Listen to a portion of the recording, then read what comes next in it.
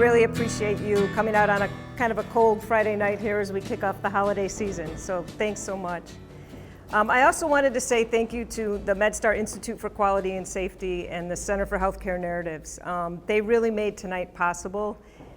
David Mayer is the executive director, and he can't be here, but he's always here in spirit. Marty Hatley from the Institute is here, co-conspirator in crime too. But I see a lot of very familiar and friendly faces and new friends who are here to really join in a conversation about how we can improve healthcare for the better. The Center for Healthcare Narratives is really about bringing the stories to the forefront, both the patient stories and the provider stories, and trying to find a common ground that we can all join together to really find better solutions. I'm here. I met Kim Sonnen through one of the artists in this exhibit. Kat Gwen, you'll see in room 2, there's a beautiful photograph of a subject that while doing her book 10 Mile Radius, she would film or shoot pictures of people that she came across on the way home from her radiation treatments every day. And I interviewed Kim for Please See Me, which is the online literary healthcare narratives magazine that I kicked off this year. And I'll be interviewing Kim by way of Kat in the December issue. So that's kind of how we all came together tonight. Without further ado, though, I'd like to introduce the curator and creative director of this amazing exhibit, Kimberly J. Sonnen. And hey, come on up, clap, yes, please. I met Kim just this year, and every time I get together with her, I learn more about what she's done. And because her resume is so deep and impressive, I'm going to read her bio real quick. My file. Your file, yes, yeah. Well, we don't have that one, right? That's still. So please let me read this real quick, and then I'll kick it off to her. For 25 years, Kimberly Sonnen has worked for major news, policy, and media arts organizations as a writer, supervising producer, communications strategist, and most recently for the prestigious 7 Photo Agency in New York City as their director of global business development. Sonnen's track record of high-level business development, communications, and creative leadership includes noteworthy successes at Pulitzer, Oscar, Emmy, World Press, and Peabody Award-winning companies, including Harper's Magazine, National Public Radio, Potemkin Films, Chicago Tribune, and Seven. She has owned her own consultancy, Unspun Productions, since 1999. Known for her language fluency across the private, nonprofit, and public sectors, her expertise and vision have increased revenue and reach for companies and influenced policy and legislation. The films, audience engagement projects, and live experience events she has produced over the decades are consistently an extension of high-quality journalism. She has financed and co-produced features. I keep getting text messages in the middle of this. It's really annoying. She has financed and co-produced features about mass incarceration, reentry policy, neglected diseases worldwide, trauma reduction, global female empowerment through music, rape as a weapon of war, the harm sugar harvesting imposes, and denial of care by the health insurance industry. She teaches frequently and appears regularly across media literacy, journalism ethics, and visual communications forums. And she resides in her hometown of Chicago, where her family has been rooted and civically engaged for 5 generations. Thank you for having us. Oh, thank you. That was quite an introduction. I'm really grateful to be here, and I was thrilled to learn about the Center for Healthcare Narratives. Tracy's doing exceptional work with the MedStar group, and it's just a real honor to be engaging with her and engaging with them on the topic of public health. This show has been going since October 18th, and we've had tours going with writing students, political science students, public health students, behavioral sciences, visually impaired persons, dyslexic peoples, at-risk youth. Physicians from Canada have come through. I can't tell you the number of people who have been reached, and I've been surprised and moved by the response to this exhibition. I wanted to open tonight. Can everyone hear? Am I projecting that? Okay. I wanted to open tonight by sharing with you some headlines. And these headlines have come out in the last 24 hours to the last week or so. And so as we think about public health, one of the aims of this group that you see, all the contributors are listed on the wall over there, one of our aims was to talk about public health, but do it in a way that is not just focusing on illness. So what this show is not is as important as what it is. Meaning to say that intimacy, family structures, social structures, athleticism, social support, disabled persons, there's a number of ways, or many different populations define health in different ways. So we set out to share narratives from various different contributors, high-performing photojournalists, very dedicated artists, and a group of physicians to talk about their perspective on health, which is unique to some of them because they're always talking about other people's stories. For this exhibition, I asked them about their story, what they have witnessed as witnesses, as reporters, as journalists. So we have New York Times photojournalists, National Geographic photographers, we have NPR, New Yorker, Wall Street Journal, Harvard Business Review, The Economist. All these different people stopped their lives to contribute to this show. And what it told me was there's something is awry. There's a collective ache right now. And people across disciplines and across business practices are talking about health. Families running businesses, CEOs running businesses. So here we are. So the way in which I wanted to start tonight, talking to you all, and we have so many interesting people in the room tonight, from biotech, educators, people in disabled rights, disability rights, CEOs. There's a real mix in the room tonight. And I wanted to start by sharing just the headlines. Just the headlines from recent weeks. I'll read them quite quickly, but this will give you a litmus read on where we are in the United States and globally with regard to health. And these are verbatim headlines taken from legacy publications around the world, the most highly respected journalism organizations around the world. 19 hospital bankruptcies state by state in 2009. Emergency room physician pleads with Congress to implement universal health care as priority. With medical bills skyrocketing, more hospitals are suing patients for payment. Drug makers accused of fixing prices on insulin. Judge rules Dignity Health must face class action lawsuit over ER fees, court rules. Vanderbilt University Medical Center triples operating income after epic rollout. Senators call for closing loopholes that make healthcare fraud easy. A $20,000 bike crash, Mark Zuckerberg's his aggressive tactics leave patients with big bills. Why your health insurer doesn't care about your big bills. Top health insurers earned $11 billion in quarter 2019 profits. I live on the street now, how Americans fall into medical bankruptcy. Health insurers are vacuuming up details about you. Aetna quietly settles high-profile lawsuit over denied coverage.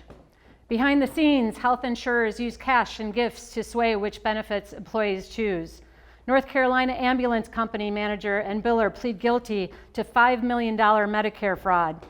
Purdue Pharmaceutical offers $10 to $12 billion to settle opioid claims. Protecting your investment, tips to improve performance of employed healthcare providers. Johnson & Johnson must pay over $572 million for its role in Oklahoma opioid risks and deaths. United Health sued over $5 million in denied claims. Cigna closes its $54 billion deal to buy Express Scripts. Patient killed in tussle with police at North Carolina hospital. Chicago hospital CEOs get big raises despite pressure to control healthcare costs. The leaders of the largest local health groups landed an average raise of 37% in 2017. Rural hospitals are in financial distress, forcing many to shut its doors. CVS profit up 10% thanks to Aetna. Michigan Blue Cross Blue Shield CEO's pay increases to $19.2 million a year. 64 rural hospitals closed between 2013 and 2017. Tenet agrees to pay $66 million to resolve kickback lawsuit, and on and on and on it goes. Google's Project Nightingale is secretly collecting data on millions of patients in the Wall Street Journal. On and on and on it goes. What does that tell us about health?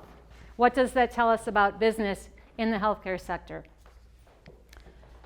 These are just some of the healthcare headlines that we've read in recent weeks. And of course, in the last 24 hours, another mass shooting. Another mass shooting. So how do we define health? When we ask each other in our businesses, in our boardrooms, at our dinner tables, how do we define health? That's what the Center for Healthcare Narratives is trying to learn, and that's what these narratives on this wall by 70 plus people are about. Firstly, I'd like to dedicate this discussion to my father, who died on October 9th. He was a compassionate, empathic, gentle, kind, loving man. He was never seduced by haste and speed and greed. He rejected the aggressive personal behaviors, unethical business practices, as well as the greed and disregard that are both rewarded and frequently celebrated by some companies in the modern day. The motivation for this independently produced group exhibition by me is rooted in the values that he instilled in me. Secondly, the group of contributors in the Some People, Everybody exhibition, who are all on that banner over there, are exceptionally high-performing journalists and extremely talented and dedicated artists. I invite you to all go to our website after the exhibition tonight or buy a catalog tonight to read more about them and learn more about all the work that they do in public health around the world. We are all published regularly, and we all present our work at live events, educational forums, and professional panels worldwide. So audience engagement is a big part of what we do as a group. Thirdly, before we dive in, thank you very much for being here tonight. It's a not-so-cold Chicago night, and we really appreciate you all taking time and making the time to read these stories, view the work, and see the art. This is an independently produced exhibition. We are hoping to bring the exhibition to Washington, D.C., New York, Denver, and Los Angeles, in addition to rural areas and smaller markets in the year ahead.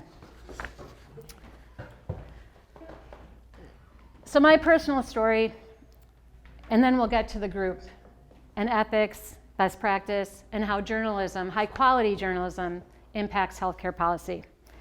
So between 2014 and 2017, my health insurance was dropped by Rush Presbyterian Hospital, University of Chicago Hospitals, Northwestern Memorial Hospital.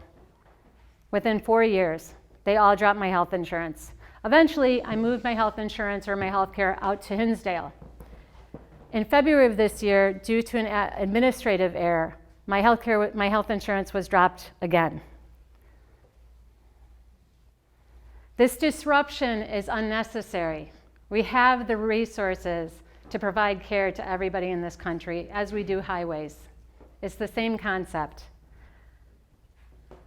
So after the administrative error in February of 2019, while I was curating this show, I did some investigative work, I put my journalism skills into it, and I found out there was no administrative error. And I provided evidence and documentation that it was not an administrative error. They just wanted to drop me as someone with a chronic illness.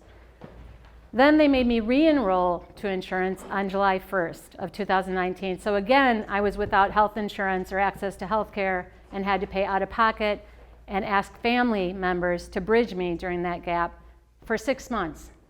So when we talk about some people, everybody, it's me we're talking about. It's me. When we listen to this barbaric, combative debate about healthcare policy on Capitol Hill and in our municipal government, they're talking about me. So I think it's important as we look at all these pictures and read all of these essays that we really think about who some people is and take another look at the body, because we all have one. It's universal, it's universally fragile, it's universally, it's universal. We all have a body. So after I was reinstated with health insurance, I thought to myself while I was curating this show, is this incessant disruption good for public health? Is this incessant disruption to care good for the economy? How is this incessant disruption good? But tonight we were asking the larger question, well beyond me. With this group and all of these stories, and well beyond this gallery, we're asking the question, why is health care policy debate so combative, so barbaric, and so disruptive? What is at the core of the large-scale fraud, criminality, and criminal intent within the pharmaceutical, healthcare, and health insurance industries? What's at the root of that?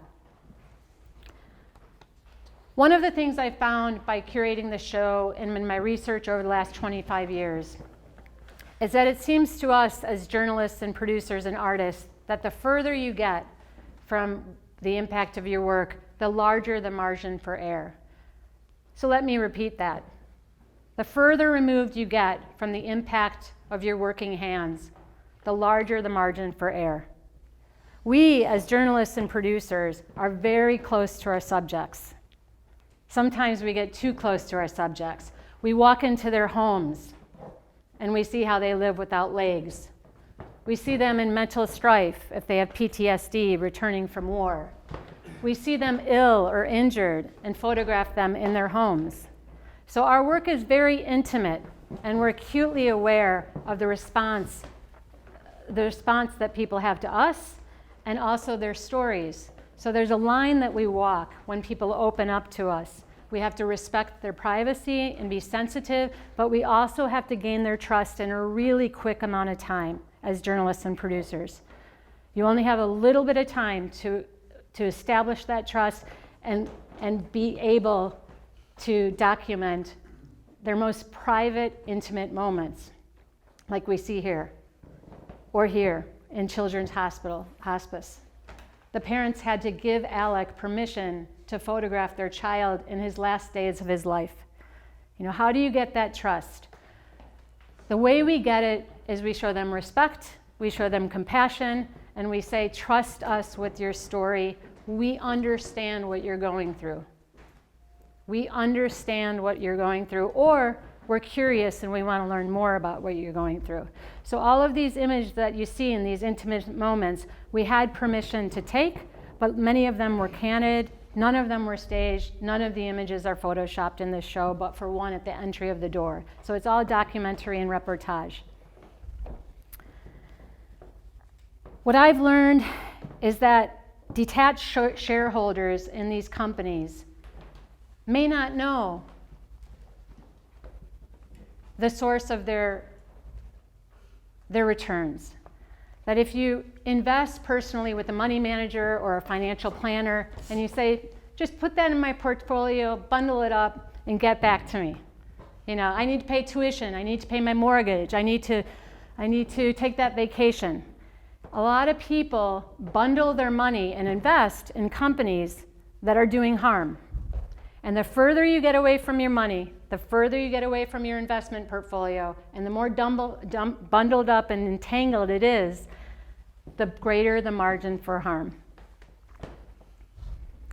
So the responsibility isn't just physicians for public health. It's not just ER docs. It's not EMTs. It's also shareholders, investors, and knowing where your money is and what the companies are doing with your money. Shareholders who invest in health insurance companies, their revenues, their earnings are derived from illness, injury, disability, and death. I'm going to say that again. If you are investing in a health insurance company that is commercial or private, the shareholders are profiting from illness, injury, disability, and death. Denial of care, that business model, denial of care, is where those profits come from. So I am one of those people who has denied care for the past 20, 25 years. I share that publicly this year. It was a commitment and a choice by me, but most people mask that if they go medically bankrupt. And they mask that with employers, and they mask that with the public, because there's a little bit of shame that goes with that, with not being able to afford health care, not being able to afford your health insurance. So we delay care, don't we? We don't go to the hospital when we need it. We don't go to the doctor when we need it. Someone came in for a tour the other day. There was an accident in Michigan and Randolph. She saw 3 people hit by a car. They all got up and said, I'm not going to the hospital. Why? Because they can't afford it. What kind of society do we live in when people get injured, ill, or disabled, and they decide not to go to the hospital because they can't afford it?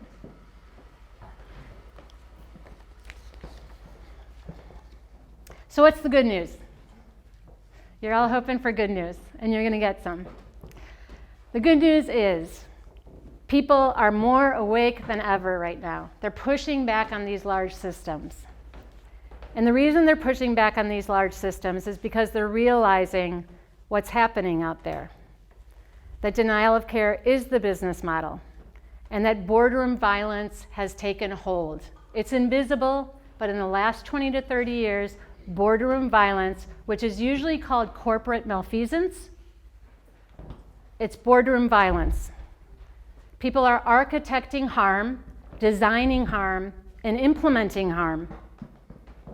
Purdue Pharma, Johnson & Johnson, Blue Cross Blue Shield, Healthcare Corporation of America, Healthcare Services Corporation. These companies, Juul. I mean, we need only to read the headlines from 4 a.m. today to now to read the level of harm large companies led by executive boards are imposing on citizens. So let's take a step back. The good news is 180 CEOs have made a PR declaration that they have committed to prioritizing stakeholders rather than shareholders. 150 CEOs have endorsed common sense gun laws, which is public health. An historic number of nurses and physicians are in the streets weekly, marching for patients' rights and a return to best practice. A record number of surgeons, emergency room physicians, and nurses are going on the public record in the Wall Street Journal, in the New York Times, in The Guardian, on NPR, on the BBC, and they are talking about what they're witnessing in their ORs, their ERs, and their hospital rooms. And they don't like what they see. Emergency room physicians are testifying before Congress. Emergency room physicians are testifying before Congress, asking for a change in the way in which our healthcare system operates. And the world just months ago witnessed the largest unified global outcry for public health and environmental health in history, with climate health marches worldwide. So what does that say? That says that people want change. They know something is awry, and they want to enact change. So where do we start? Who's listening? Journalists are listening. Journalists are listening. They're not only listening, they're reporting, they're telling the stories, and they're going on the record, and they're convincing other people to go on the record who never went on the record before. The nurses, the OR docs, the surgeons, the EMTs. They're talking more and more and more about their witnessing, what they're witnessing in their field. A few of the organizations that have responded to the healthcare disparity in the last few years are Arm and Leg Podcast, What the Health on NPR, Kaiser Health News, NPR's Bill of the Month, ProPublica's Health Insurance Hustle, Frontline, Wall Street Journal, the New York Times. They're all building up their healthcare investigative reporting functions because they know there's a need, because these stories are growing in volume by the day. So why didn't I just put this exhibition online in the digital era? Everybody has talked to me in the last year and a half, said, you're crazy. Why do you want to do an exhibition? It's expensive, it's a heavy lift, it's clunky, you have to actually show up. People will never show up. But I think people want to show up these days. I think they want to read stories and interact with high quality work. So the way in which journalists have responded to this has been to really drill down and take a good look at business practices and business ethics. And investigative reporters all over the country, I'm now just speaking about the United States, however it's happening globally, investigative reporters are following the money in the healthcare industry, the health insurance sector, and pharmaceutical companies like never before. We have the tools to do it now, to follow the money quickly, to see what's happening as far as best practice goes. So when I talk about best practice in business ethics and boardroom violence, what we as producers and journalists are talking about is intention for good, intention for well-being, intention for public health. If you go to the back room, or room 2, there's a wall on this side, and it showcases the work of Mark Eric Trent and Lloyd DeGrain. I don't know if anybody saw that work on opioids against this wall. There's lots of needles. Anyway, so Lloyd DeGrain and Mark Eric Trent have been covering opioid crisis, what I call the suicide by opioid epidemic, for 4 to 7 years. The reason I picked them to be in this show is Mark Eric Trent covers Greenbrier County, West Virginia. Greenbrier County, West Virginia has the largest death rate by opioid abuse in the country. But here's the thing, Mark's also from there. That's his home. So for 9 years, he's been documenting that crisis and what's happened since the pharmaceutical companies flooded these small towns with these barbiturates, narcotics, and opioids. Next to him, you see Lloyd DeGrain. Lloyd DeGrain is here in Chicago. He's an exceptional photojournalist, but he's only been photographing the opioid addiction crisis in Chicago for 4 or 5 years, specifically in Chicago. Why? Because it's his home. Now, Lloyd just shoots in the 42nd Ward. The 42nd Ward in Chicago is the wealthiest ward in Chicago. It drives 60% of the revenue. It's the economic engine of the city of Chicago.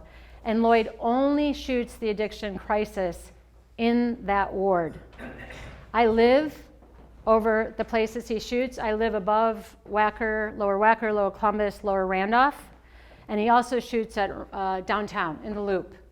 So everything that you see in the scrapbook back there, called The Underworld, and everything that you see on the wall was shot within a square mile of my home in the 42nd Ward. So when we say some people, them, indigents, those people over there, they don't deserve health care, those people live in my neighborhood.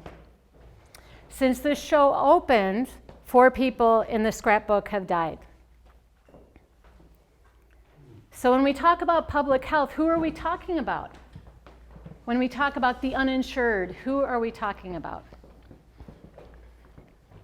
It's our job as journalists and producers and citizens to present empirical evidence, statistical data, and scientific proof on these walls.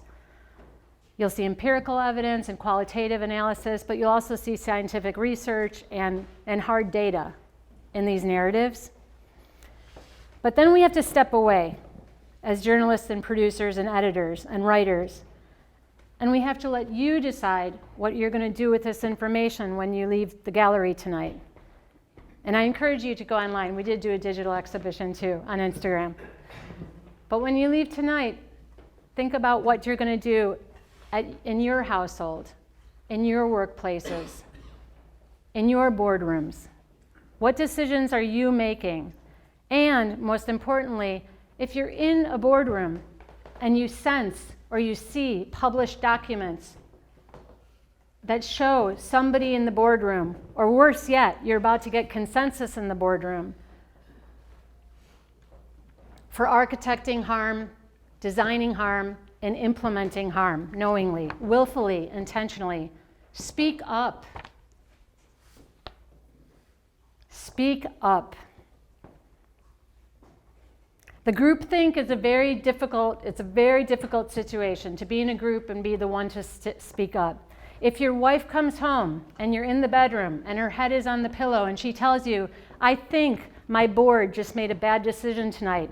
I think this policy, I think this practice, I think this supply chain, I think what they're about to do is going to impose harm. Speak up.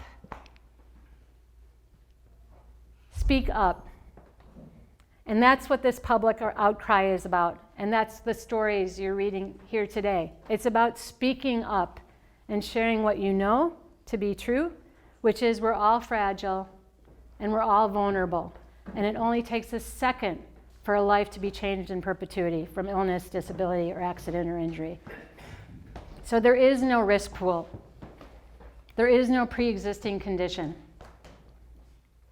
Those terms are manufactured by the health insurance industry, as are all the words and terms in Livio Passari's multimedia interactive installation over here. All of those terms that bury us in complexity and confusion.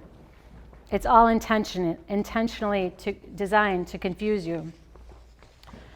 If you look over here between the panels, you'll see Mark Eric Trent's works, and directly adjacent, up-and-coming journalist by the name of George Etheridge, which is a name to remember. He's an exceptional young journalist out of North Carolina. George worked in a Blue Cross Blue Shield call center when he was 17 years old. He was trying to make money for college, and he realized after 7 months what they were doing, which was systematically denying care. He had a script that he adhered to. He heard people crying in cubicles adjacent to his. And he was a 17-year-old kid. He just wanted a summer job. But when he realized that harm was being imposed and what his practices were doing to people, he quit and he became a photojournalist. The story that he shot over here on the wall of Abraham ran in the New York Times last year. And here's the good news. It ran in December of 2018, and what New York had done was they had a policy that made people in assisted living centers move to individual homes. They thought it would be more cost effective. And so Governor Cuomo moved everybody that they could out of assisted living. They're mentally ill, they're schizophrenic, some of them have very, very difficult or challenging mental illnesses. And so a year after that program was implemented, George, with ProPublica and the New York Times, was asked to knock on the doors of these homes, of these people, and see how they were doing, because New York was saving money. So when George walked into the room of Abraham, that's the shot on the wall that you see over here. I saw the full edit of that shoot. George sent me the full, what we call a raw edit in photography. So what you see in the New York Times or the Wall Street Journal, that's usually gleaned from 30, 70, 120 images. It might be the one shot, you might just see one shot above the fold in the New York Times. There's usually 120 images behind that. So I saw the raw edit, which included tens and tens and tens of persons who had been relocated to individual housing with no social skills, no cooking skills, no communication skills, no self-care skills. And that's what George walked into. But what I saw was tens and tens and tens of those images. So the good news is George shot this story with an exceptional journalist, writer from ProPublica. They ran the story, and within 3 weeks, physicians, counselors, social workers, health insurance executives, the entire industry rose up. They flooded the Governor Cuomo's office with letters saying reverse the policy immediately. Within 2 months they did, and all those people were returned to their support staff housing. So that's the impact that journalism can make. And it can make an impact quickly, so pay your subscriptions. Even if you don't read the entire New York Times Sunday edition, pay those subscriptions, right? Buy advertising. So another example of journalism or high impact journalism is in the back room, and it's by Tom Patterson. And Tom, it's a picture of a man in a wheelchair being helped by social workers and counselors. And that's another great example of social impact and high quality journalism influencing healthcare policy. Tom went out, the Wall Street Journal assigned him to cover a program called Cahoots in Eugene, Oregon. And Cahoots decided that too many mentally ill persons were being harmed by police officers when they were in a distressed situation. So this program Cahoots started, and instead of sending police through 911 to these distress situations with mentally ill persons, they'd call cahoots, and cahoots would instead dispatch unarmed social workers, unarmed counselors, and unarmed drug counselors to the site. They go out in a van, just like an ambulance. They go to the location unarmed. That's very important. No tasers, no Glocks, no guns. And they diffuse the situation professionally with their skill set and their education, and they usher those people to safety. Eugene, Oregon has no trauma. They reduced their trauma 100% in that silo since cahoots started.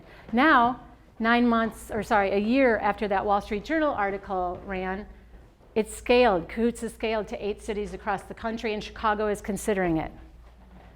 So when you read these stories, and you're eating a blueberry muffin in the morning, and you're drinking your coffee, and you read a story, and you think it dissipates or goes away, that's what we in journalism call bounce.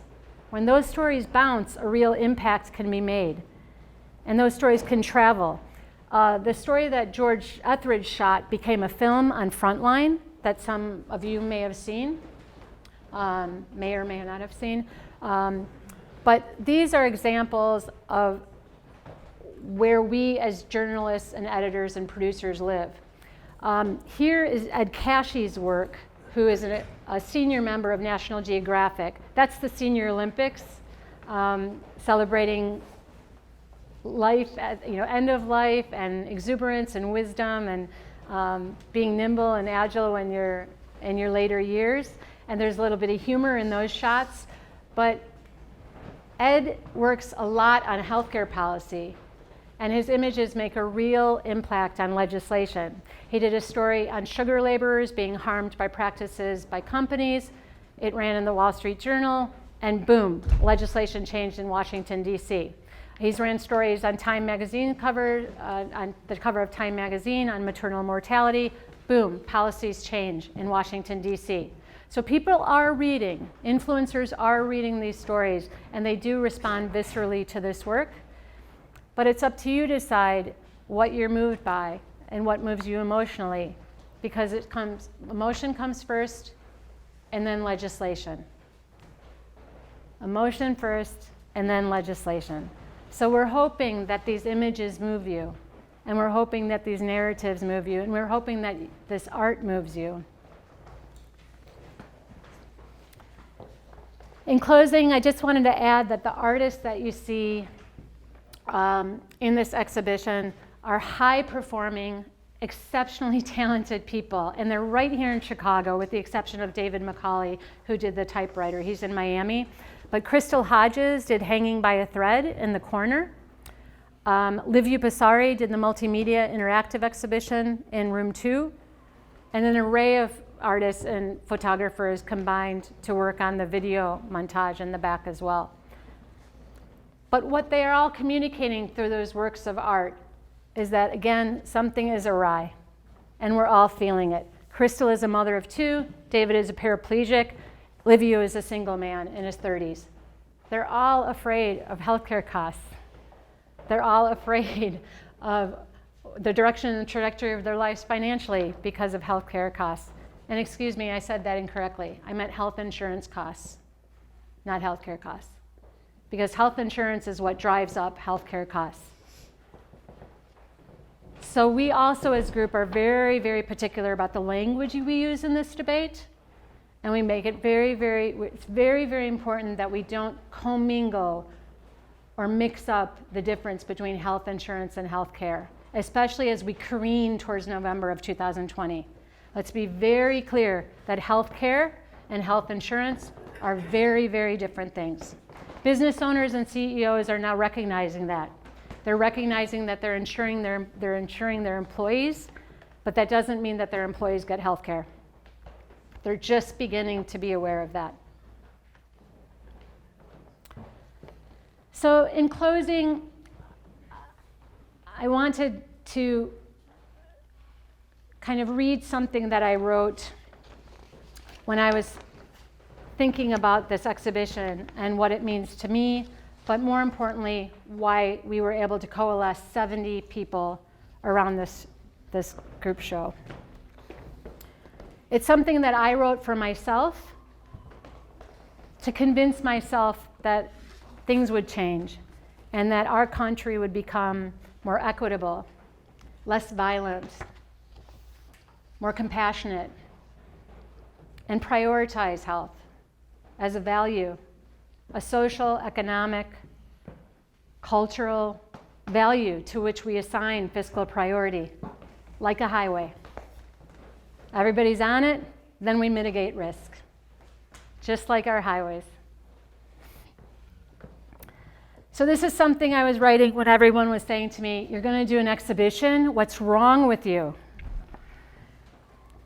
And this is how I got all these people to come on board. I just sent them this in an email. We are all living organisms, universally fragile and vulnerable. Everybody and every body is interconnected. It takes only a split second for a life to be disrupted and altered in perpetuity by illness, injury, disease, disability, or death. Despite modern methodologies aspiring to predict health conditions, health status, and health outcomes, none are absolute. Artificial intelligence, data analysis, social demographics, algorithms, policy analysts, behavioral scientists, quants, and physicians cannot predict health. Health and healthcare, the very cornerstones of economic dignity, are essential to unharnessing human potential to its fullest. This exhibition is examining the ethics, the people, the processes, and the systems that constitute the maintenance of and also the barriers to health for human beings. So what does economic dignity mean? It means self-worth, clean housing, access to economic capital, education, a healthy environment, strong supportive social networks, safe public spaces, and positive social structures that are not violent. The photographs, art, and essays in this exhibition reveal what it is to be fully human. Birth, adolescence, parenthood, family, compassion, athleticism, friendship, conflict, strife, mental illness, harm, survival, injury, empathy, intimacy, disability, overcoming physical limitations, end of life, and love. That is public health. All of those things.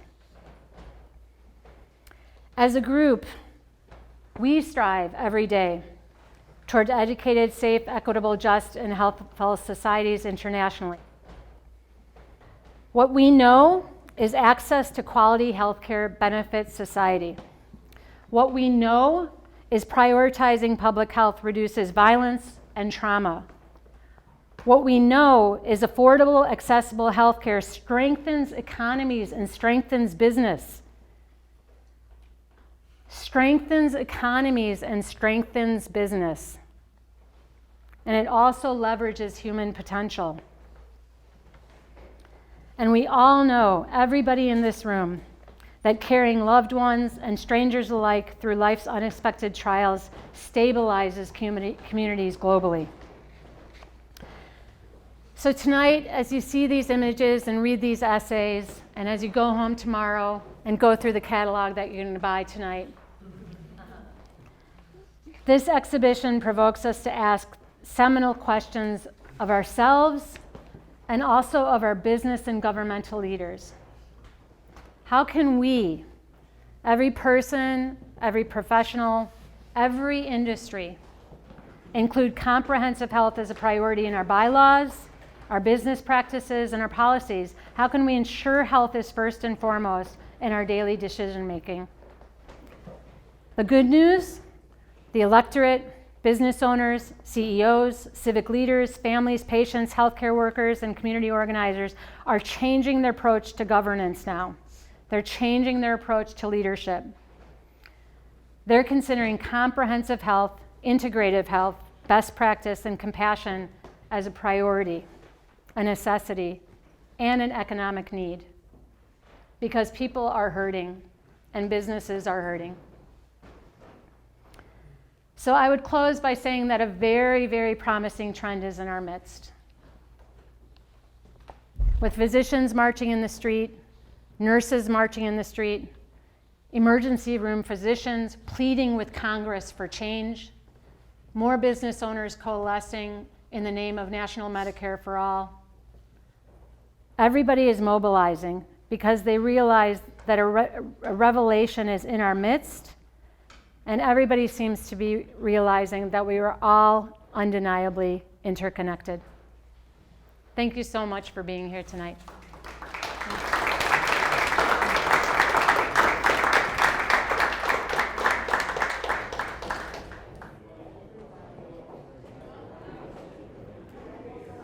I think it's really important for members of the public to come to events like this because it raises awareness about all the variety of issues that affect public health and human health, and may not affect them personally at this time, but may affect them in the future.